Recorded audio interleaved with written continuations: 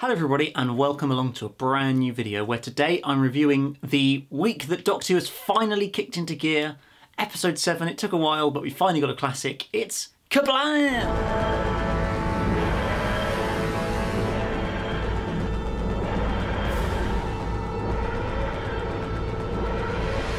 So yes, it's taken us until episode 7.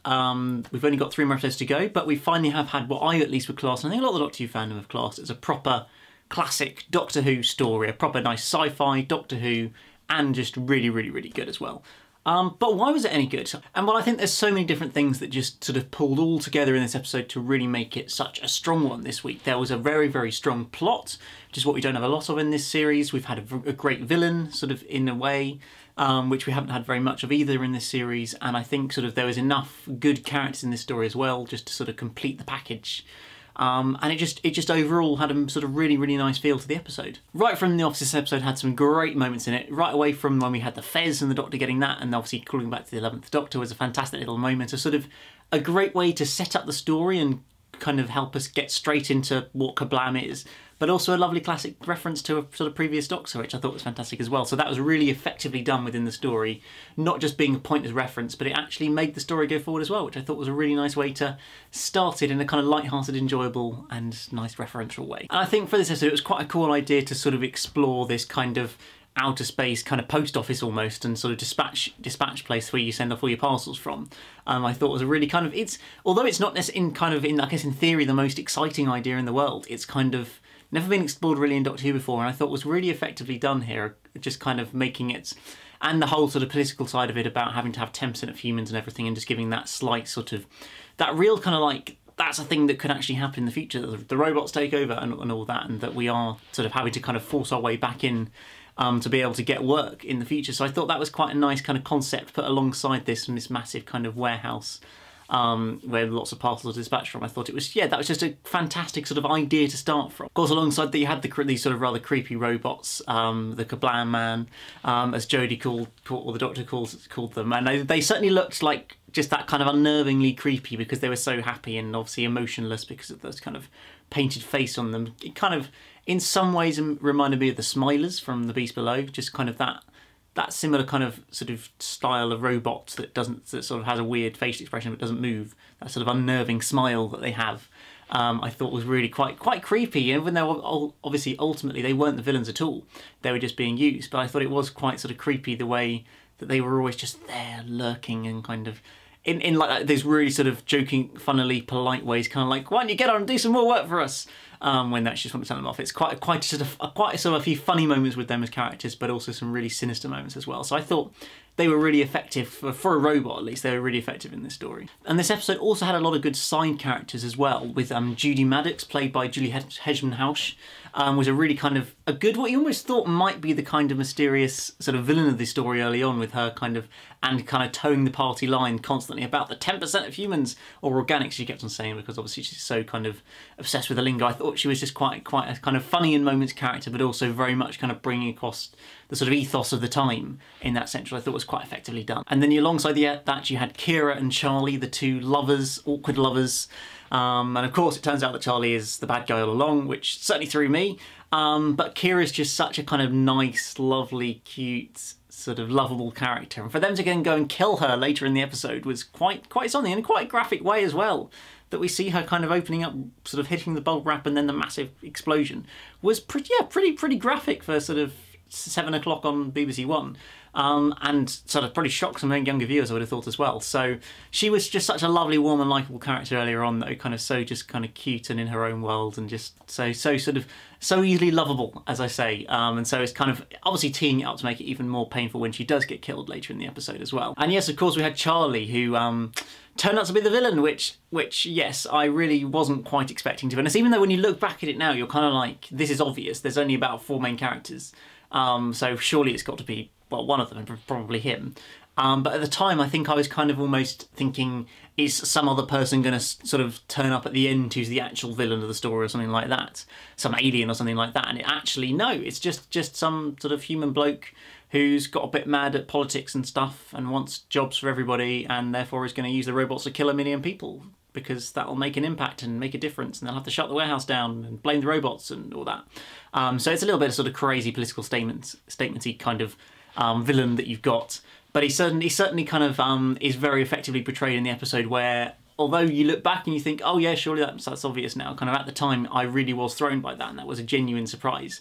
So I'm quite pleased when you have those sort of twists that actually work as a nice twist in Doctor Who as well. And it was also such a clever idea to use bubble wrap as the essential weapon of this story, because of course, if you just say that, it sounds ridiculous. Bubble wrap is going to destroy everybody. Like, it sounds silly and stupid and something that rubbish Doctor Who would do, but actually it was clever on so many levels, really. I mean, obviously, first off, within this episode, it's such a sort of clever reveal of what you actually get in all the packages of all boxes sent from Kerblam.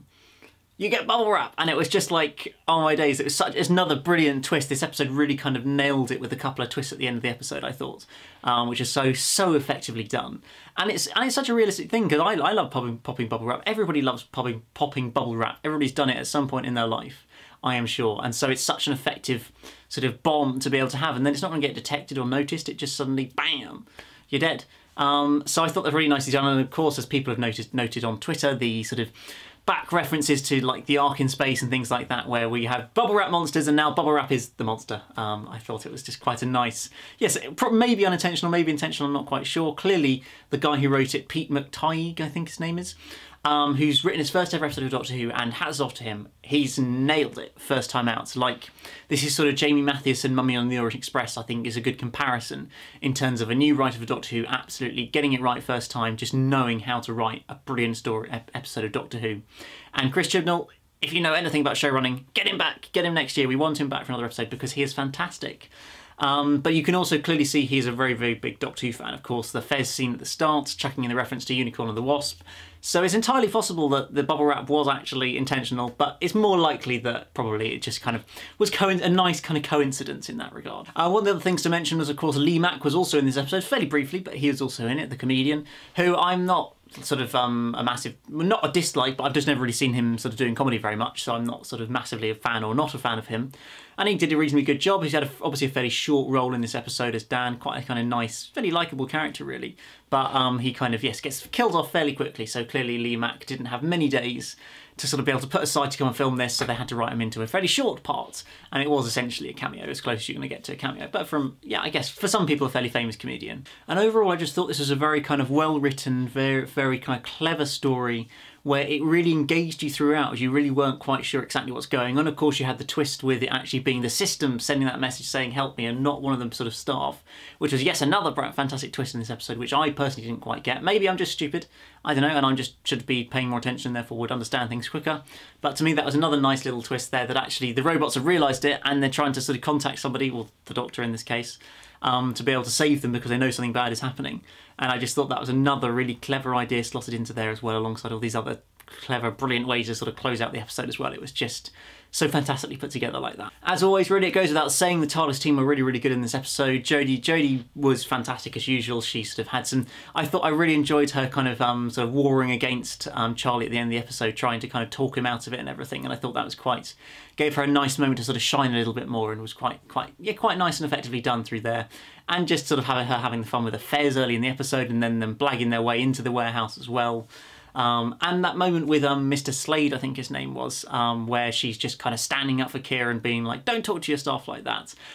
They were just sort of there, those really sort of nice moments where maybe you were seeing a little bit sort of the more serious side of the Doctor in cases, because I think it's fair to say generally she's not a comedic Doctor, but she's a very light-hearted and kind of doesn't mind a joke, quite a bit of fun and nice kind of Doctor, but she can also have very, very serious moments as well, and it's nice to see a few more of those in this episode. Alongside that, I really enjoyed Graham in this epised in particular. I mean, let's be honest, Graham is fantastic every single episode, and I think we all want to see him for as many episodes as we can possibly get, because he's just kind of a brilliant mix of being funny and entertaining, but also so heartwarming and kind and lovely, and you just want to sort of you just won't want him to die. You don't want to lose him anytime soon, because it was just great in this episode to kind of like held sort of when he met Charlie and just being so kind of pally with him straight away, but also so kind of scheming. He's really learning from the Doctor and being able to like work out what he needs to do to find out information and get what he needs and everything. It was so sort of cleverly done in that regard, the way he's just developed as a character through the series. I think he's probably got sort of some of the best character development, and you really feel he's coming into his own now. And he just sort of, every moment he has on screen is just enjoyable, and I really, really love him as a character. So please don't kill him, Chris Chibnall. And then I feel like with Ryan and Yaz, there's not quite so much to say about them in this episode, maybe. It was nice to see Yaz actually have a not very noticeable, but a police moment in this episode, where it seems the writers remembered that she is a policewoman. And she's not just a normal person, and she actually should react like a policewoman would do when she had, I think it was Charlie, in a sort of arm lock around his back, like a policeman would do. So I thought that was really nice, actually, just remembering what character she was made to be at the start of the series, which I feel has been fairly forgotten since, unfortunately. So that was a nice moment. But other than that, I feel like she was kind of involved. Obviously had a few nice moments with Dan as well, played by Lee Mack. I thought those scenes were quite nice, and that moment at the end where she sort of wanted to give that little sort of necklace to Dan's daughter. I thought there were some nice heartwarming moments in there, but overall it didn't feel like she had a huge amount to do in this story. But I don't think that's a big problem, because obviously she had a massive episode last week in Dames of the Punjab, so I think it's kind of nice to spread it around a little bit. And I have to say, it feels kind of a similar thing for Ryan this week as well. It was nice to see him get sort of paired off, as it were, with the Doctor, because usually it seems to end up being Yaz and the Doctor, whereas Ryan, I don't feel, almost has that much screen time with Jodie, or at least just with Jodie. So it was nice to kind of, at least earlier in the episode, have a bit of that and a few nice lines of dialogue, him referencing his working at Sports Direct and how horrible that was and everything like that. And a few moments about his dyspraxia again as well, which I feel hasn't been massively picked up on throughout the series. That was quite good. And those were really spectacular scenes, actually, when we were kind of going along all these sort of conveyor belts, being launched through the dispatch chute and onto the conveyor belts. It was proper sort of fairly spectacular CGI, because it did look quite effective and felt kind of probably sort of exciting and dramatic, and kind of just a classic Doctor Who thing to do. I thought that was a really, really effective scene. But overall, as I say, unfortunately for Ryan, he didn't have a huge amount to do in this episode. But overall, as a story, this is definitely my favourite of the series so far. As I've said before, it just feels like a proper Doctor Who story. It feels like you can almost put it into any single era of the show and it would work as a story, because it is just that effective. It's a great sci-fi tale, with an interesting idea, looking at this sort of company Kerblam and these robots, and how the sort of robotisation, as it were, of the sort of mailing industry is quite effective as well. And obviously the politically side of wanting to sort of take control back for the workers as well, and creating that as the villain more than any sort of big alien, and the bubble wrap as the bomb is just a brilliant idea. So overall, a fantastic first Doctor Who episode from Pete McTighe, and I cannot wait. I really hope they get him back for next series and he writes another episode, because he clearly just gets Doctor Who. But what about you? Did you enjoy this episode, guys? I'd love to hear from you in the comments below. Is it your favourite of the series, or are you still enjoying Dames of the Punjab more, or Rose, or something like that? Do just let me know in the comments below what you thought of this episode. But other than that, guys, remember to hit that like button, subscribe if you're new here, and I'll see you again very, very soon for another video. Goodbye.